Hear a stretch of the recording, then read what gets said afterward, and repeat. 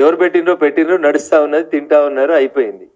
ఇలా పేరు మార్చి అర్జెంటుగా దానికి ఇందిరమ్మ పేరు పెట్టాల్సినటువంటి అవసరం ఏమొచ్చింది? భారతీయ జనతా పార్టీ నరేంద్ర మోడీ గారి అధికారంలో ఉన్నప్పుడు, ప్రధానమంత్రి ఉన్నప్పుడు కానీ, అంతకుముందు వాజ్పేయి గారు ప్రధానమంత్రి ఉన్నప్పుడు కానీ ఎప్పుడన్నా పథకాలకి పేర్లు పెడితే ప్రధానమంత్రి ఆవాస్ యోజననో, ప్రధానమంత్రి ఉజ్వల పథకం అనో, ప్రధానమంత్రి క్యాంటీన్ అనో ఏదైనా పేరు పెట్టినారు కానీ ఎప్పుడు వ్యక్తుల పేరు పెట్టలేదు. కాంగ్రెస్ తాను చేసినటువంటి తప్పిదాలను తెలుసుకోకుండా ప్రతిదానికి ఇందిరమ్మ పేరు పెడితే ప్రజలు కనీసం ఆ చీకటి రోజులు గుర్తొస్తే ఇందిరమ్మ పేరు చెప్తే అనేటువంటి కనీస అవగాహన లేకుండా జిహెచ్ఎంసీలో పెండింగ్లో ఉన్న సమస్యలు చాలా ఉన్నాయి. మంచినీళ్ళు సరిగా వస్తలేవు, మోరీలు సరిగా లేవు, కొత్తగా ఏర్పాటవుతున్నటువంటి కాలనీలలో అక్రమ కట్టడాలు నడుస్తూ ఉన్నాయి, రేషన్ కార్డులు లేవు, కొత్త పెన్షన్ లేవు, మీరు చెప్పినటువంటి మహిళలకు స్కూటీ లేదు, మహిళలకు ఇస్తానటువంటి 2500 వస్తలేవు, నిరుద్యోగులకు వస్తాన 4000 వస్తలేవు. వీటి గురించి మాట్లాడితే జిహెచ్ఎంసీ మేయర్ గారు ఏమైనా అందంగా ఉండేది, లేదా ప్రజల నిత్యావసరాలు, ప్రజల సౌకర్యాలు ఇంకా బోరబండకెళ్ళి ఇంతగా కొంతమంది వచ్చి ఇచ్చిపోయినారు. ఒక బస్తీలో స్ట్రీట్ లైట్లు లేవని దరఖాస్తు వస్తూ ఉంది. మేయర్గా మీరు ఏమైనా పని చేయాలంటే స్ట్రీట్ లైట్ల గురించి చూడండి. వీధి కుక్కలు చిన్న చిన్న పిల్లల మీద దాడి చేసి కరిసి చంపేస్తున్నాయి అనేటువంటి వార్తలు వస్తే కళ్ళకి నీళ్ళు వస్తున్నాయి. అమ్మ మేయర్ గారు మీరు స్పందించాల్సింది వాటి మీద. అన్నపూర్ణ క్యాంటీన్ తీసుకుపోయి ఇందిరమ్మ క్యాంటీన్ అని పేరు మార్చినంత మాత్రాన జిహెచ్ఎంసీకి ఏం ఫలితం కాదు, కాంగ్రెస్ ప్రభుత్వానికి పెద్దగా వచ్చేటువంటి క్రెడిట్ కూడా ఏం కనబడతలేదు ఇక్కడ. కాబట్టి దయచేసి రాష్ట్ర ముఖ్యమంత్రి గారికి నేను చెప్పేది ఏంటంటే పథకాల పేర్లు మార్చడం బంద్ చేయండి, ప్రచార ఆర్భాటాలని తగ్గించుండ్రి, ఎన్నికల కంటే ముందు ప్రజలకు ఇచ్చినటువంటి వాగ్దానాలని నెరవేర్చేందుకు కాంగ్రెస్ పార్టీ ముందుకు పోవాలి. నోరుతోటి నవ్వుతున్నారు, నొసలతోటి ఎక్కిరిస్తున్నారు. ఊర్లలోకి పోతే జనం నవ్వుతా ఉన్నారు మీరు చేసేటువంటి పనులను చూసి. ఏ ఒక్క పని కూడా గత 18 నెలలలో మీరు చేసిన ఏ ఒక్క పని కూడా ఎండ్ రిజల్ట్ ఇస్తలేదు, అంటే పేదోడికి ఫలితం చేరతలేదు. మీరు ఇందిరమ్మ ఇళ్ళ సెలక్షన్ అని పెట్టిండ్రు, ఎంపీడీఓలకి లిస్టు పంపించిండ్రు. నేను ఈ సందర్భంగా అడుగుతా ఉన్నా, ఏదన్నా ఒక్క ఊరికి కాంగ్రెస్ ఎమ్మెల్యే కానీ కాంగ్రెస్ మంత్రులు కానీ ధైర్యం ఉంటే మీ నియోజకవర్గంలో ఒక్క ఊరికి పోదాం, పోయి ఇట్లే గ్రామ పంచాయతీ కాడ కషీర్ కాడ ఒక మీటింగ్ పెడదాం. ఊర్లో ఇల్లు లేని వాళ్ళకి వచ్చినాయా ఇందిరమ్మ ఇల్లు, కాంగ్రెస్ వాళ్ళకి వచ్చినాయా ఒక్కసారి మీరు ఆత్మ పరిశీలన చేసుకోండి దయచేసి. ఏ ఊరికైనా నేను రావడానికి సిద్ధంగా ఉన్నా, ఆఖరికి ముఖ్యమంత్రి గారి సొంత నియోజకవర్గమైన కొడంగల్కైనా పోదాం. ఒక ఊరికి పోయి కషీర్ కాడకి ఇట్లా మీటింగ్ పెట్టి పోలీసు వాళ్ళు బందోబస్తు లేకుండా ఊరు వాళ్ళందరినీ పిలిచి బయట వాళ్ళు ఎవరు తీసుకుపోకుండా ఇందిరమ్మ ఇండ్లు ఈ ఊర్లో అందరు గరీబులకు వచ్చినాయా కాంగ్రెస్ వాళ్ళకి వచ్చినాయా అని అడుగుండ్రు. ఇగో ఇది మీ పనితీరుకు దర్పణం. బువ్వ ఉడికిందా లేదా అంటే అవన్నీ మెతుకులు విసుకాల్సిన అవసరం లేదు. ఒక్క ఊరిని శాంపుల్గా చెక్ చేయమని చెప్పి ముఖ్యమంత్రి గారికి వారి సొంత నియోజకవర్గంలో ఒకసారి చూడమని చెప్పి ఈ సందర్భంగా నేను ముఖ్యమంత్రి గారికి విజ్ఞప్తి చేస్తూ, పేర్లు మార్చడం వల్ల, పేర్లు గొప్ప గొప్ప పేర్లు పెట్టడం వల్ల ఈ రాష్ట్రంలో వచ్చేటువంటి ఫలితం ఏం లేదు. ప్రజలు చాలా ఇబ్బంది పెడతా ఉన్నారు. ప్రజలు పడుతున్నటువంటి ఇబ్బందుల్ని దృష్టిలో పెట్టుకోండి. మీతోటి అడ్మినిస్ట్రేషన్ చేతనైతే లేదని ప్రజలు అనుకుంటున్నారు. కనీసం స్థానిక సంస్థలకు కూడా ఎన్నికలు పెట్టేటువంటి పరిస్థితి లేదు మీకు. కోర్టులు చెప్తే కూడా కనీసం పెట్టేటువంటి పరిస్థితి లేదు.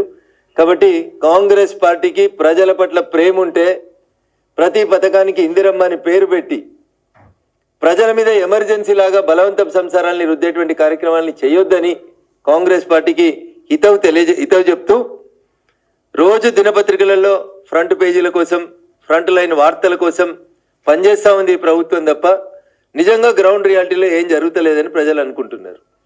దానికి ఒక సజీవ తార్కాణం టెలిఫోన్ ట్యాపింగ్. 18 నెలలు అయింది టెలిఫోన్ ట్యాపింగ్ పంచాయతీ నడవబట్టి. దానికి ఒక సిట్ అని ఒకటి వేసినారు, స్పెషల్ ఇన్వెస్టిగేషన్ టీమ్ అని ఒకటి నడిపిస్తూ ఉన్నారు. ఏం నడుస్తుంది, ఏం చేస్తారు ముఖ్యమంత్రి గారు? అయ్యా ఇంటెలిజెన్స్ పోలీసులు జర గట్టిగానే ఉండ్రి. ఏం జరుగుతుంది? ఎప్పుడు స్టార్ట్ అయింది టెలిఫోన్ ట్యాపింగ్? బయటికి ఎప్పుడు వచ్చింది? ఏడ మొదలైంది పంచాయతీ? ఈ రాష్ట్రంలో దుబ్బాకలో ఉప ఎన్నిక జరిగినప్పుడు పంచాయతీ మొదలైంది. ఉప ఎన్నిక జరుగుతున్నప్పుడు పోలీసులు మా ఫోన్లు వింటున్నారని నేను రోజు అప్పుడున్నటువంటి డీజీపీ కంప్లైంట్లు పెట్టినాను. ఎంత దుర్మార్గంగా పనిచేస్తుంది మీ సిట్ అంటే అక్కడనే కనబడతా ఉంది. గాంధీ భవన్లో పనిచేసే వాళ్ళకి ఇస్తారు, కాంగ్రెస్ పార్టీ సోషల్ మీడియాలోకి ఇస్తుంది సిట్ నోటీసులు. వాళ్ళందరినీ విచారణ చేస్తున్నాం, స్టేట్మెంట్ రాస్తున్నాం అని చెప్తారు. దుబ్బాక ఉప ఎన్నికల్లో పైసలు పట్టుకున్నామని చెప్పి నా కుటుంబ సభ్యుల్ని, సంబంధం లేని వ్యక్తుల్ని టెలిఫోన్లు వినుకుంటూ హరాస్ చేసిరని రఘునందన్ రావు అప్పుడున్నటువంటి డీజీపీకి 10 సార్లు కంప్లైంట్ ఇచ్చిండు. ఎన్నికలు అప్పుడు ఇచ్చిండు, ఎన్నికలు అయిపోయినాక ఇచ్చిండు, ఎమ్మెల్యేగా గెలిచిన తర్వాత కూడా వచ్చి అప్పుడు ఉన్నటువంటి డీజీపీకి ఇచ్చిండు ఉత్తరం. ఆడపోయిన ఉత్తరాలు స్పెషల్ ఇన్వెస్టిగేషన్ టీంకి చేరతలేవా? అప్పుడు ఉన్నటువంటి డీజీలు గారా చీఫ్ సెక్రటరీ గారిని పిలిచిర్రు, స్పెషల్ సెక్రటరీ గారిని పిలిచిర్రు, ప్రభుత్వం చెప్తే చేసినాం, ప్రభాకర్ రావుని పట్టుకొచ్చినాక అందరినీ పట్టుకొస్తాం. ఇంకెన్ని రోజులు జరుగుతారు మీరు? విచారణ పేరిట టైంపాస్ ఎన్ని రోజులు కావాలి సిట్కి కాంగ్రెస్ పెద్దలకి? అరే మీ నిజాయితీ ఏంది అని అడుగుతున్నా నేను. ఎవరెవరినో పిలుస్తా ఉన్నారు సంబంధం లేని కాంగ్రెస్ నాయకుల్ని. 2020 నవంబర్లో దుబ్బాక ఉప ఎన్నిక జరిగింది. ఈ రాష్ట్ర రాజకీయాల్ని మలుపు తిప్పినటువంటి ఎన్నిక. మా మీద 24 కేసులు పెట్టిరు టీఆర్ఎస్ వాళ్ళు. మేము మాట్లాడతాం కదా, టెలిఫోన్ ట్యాపింగ్ బాధితుని నేను కదా. వీళ్ళని వదిలేసి పిసిసి ప్రెసిడెంట్ గారిని పిలుచుకోండి. 23 ఎలక్షన్లప్పుడు ఏం జరిగింది? You want to make it the Panchayat between Congress and TRS. ఇదేనా స్పెషల్ ఇన్వెస్టిగేషన్ ఆఫీసర్లు చేస్తున్న ఇన్వెస్టిగేషన్? రఘునందన్ రావు ఫోన్లు ఇనలేదా? రఘునందన్ రావుకి నోటీస్ ఇవ్వాల్సిన అవసరం లేదా? గాంధీ భవన్ పంచాయతీ ఇది. గాంధీ భవన్ పంచాయతీ జూబ్లీ హిల్స్ పంచాయతీ ఇది. ఇగో ఇక్కడనే తెలుస్తుంది మీ స్పెషల్ ఇన్వెస్టిగేషన్ టీంకి చిత్తశుద్ధి లేదు, మీకు పని చేయాలని లేదు. Political vendetta, timepass vendetta. ఈ ప్రభుత్వానికి తప్పు చేసినోడిని ఒక్కరిని కూడా అరెస్ట్ చేసే దమ్ము లేదు.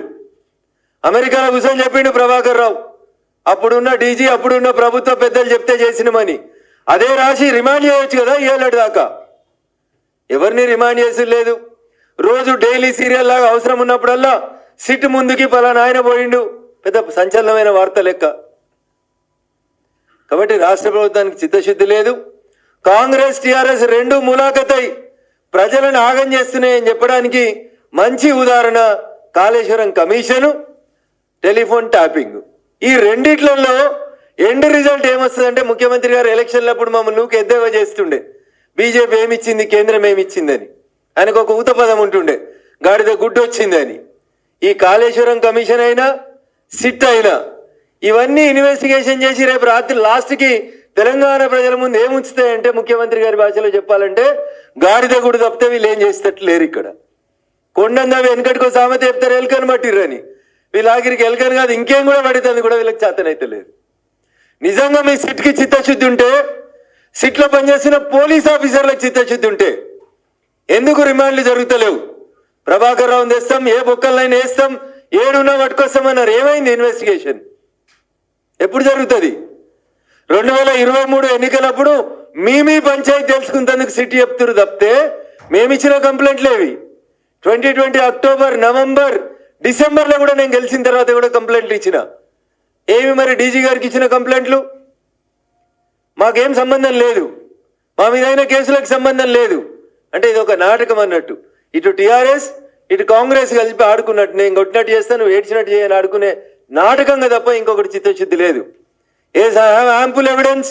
దుబ్బాక ఉప ఎన్నికలో పోలీసులు మా ఫోన్లు ఏ రోజు ఎవరు చేసినారు, ఇన్నదెవరు, ఏమేమి చేసిరనేది నేను చెప్పేందుకు సిద్ధంగా ఉన్నా. పిలిచే ధైర్యం సిట్కి ఎందుకు లేదు? అంటే మీరు you want to compromise the case.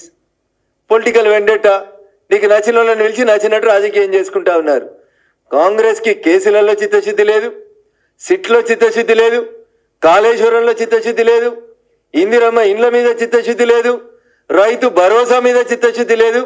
కేవలం ప్రచార ఆర్భాటాలు తప్ప ఇంకొకటి లేనటువంటి పార్టీ కాంగ్రెస్ పార్టీ. కనీసం స్థానిక సంస్థల కన్నా ఎన్నికలు పెడితే ఆ సర్పంచ్కో, ఎంపీటీసీకో, జడ్పీటీసీకో, జడ్పీ చైర్మన్ కన్నా చెప్తారు ఎట్లాగో మీకు ఇక వేరే అవకేషన్స్ ఉన్నాయి మీ ఎమ్మెల్యేలకి మంత్రులకు. కానీ కనీసం ఆ స్థానిక ప్రజాప్రతినిధుల కన్నా ఎన్నికలు పెడితే వాళ్ళని వచ్చి ప్రజల కష్టాలు ఏందో చూస్తారు. ముఖ్యమంత్రి గారు నేను మాట్లాడుతుంటే అక్కస్తో మాట్లాడతలేను, వాస్తవాలు మాట్లాడుతున్నా. మల్లన్న సాగరాలు కట్టిరు, మీరు వచ్చి ధర్నా చేసిరు వేములగట్ల. ఒక రోజంతా నిరాహార దీక్ష చేసుకుర్రు.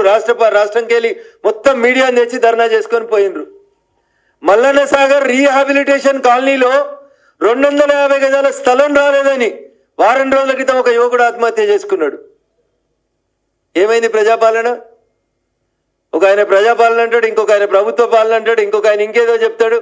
250 గజాల స్థలం రాలేదని ఒక నిండు ప్రాణం ఉరేసుకుంటే ఇవాళ దాకా there is no response from the government.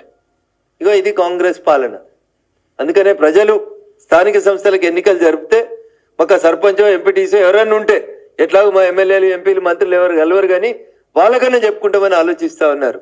పేర్లు మార్చుడు, పబ్లిసిటీ స్టంట్లు బంద్ చేసి దయచేసి ప్రజలకు ఉపయోగపడే పనులను చేయాలని చెప్పి ఈ రాష్ట్ర ప్రభుత్వాన్ని డిమాండ్ చేస్తూ, ఈ దేశంలో ప్రజాస్వామ్యాన్ని కూనీ చేసి డాక్టర్ బిఆర్ అంబేద్కర్ గారు రాసిన రాజ్యాంగాన్ని తుంగలో దొక్కి ఈ దేశానికి చీకటి రోజులు తెచ్చినటువంటి ఇందిరమ్మ పేరుని భవిష్యత్తులో ఏ పథకానికి పెట్టినా అది మీ పార్టీకి మీకు గౌరవంగా ఉండదని చెప్పి ఈ రాష్ట్ర ముఖ్యమంత్రి గారికి మాత్రం నేను సూచన చేస్తూ, జిహెచ్ఎంసీ మేయర్ గారు భాగ్యనగరంలో రేపు వానలు వస్తే నల్లా మూతలు ఓపెన్ అయినాయి, పిల్లలు నాలాల పడి కొట్టుకుపోయారనే వార్తలు రాకుండా పనిచేయండి.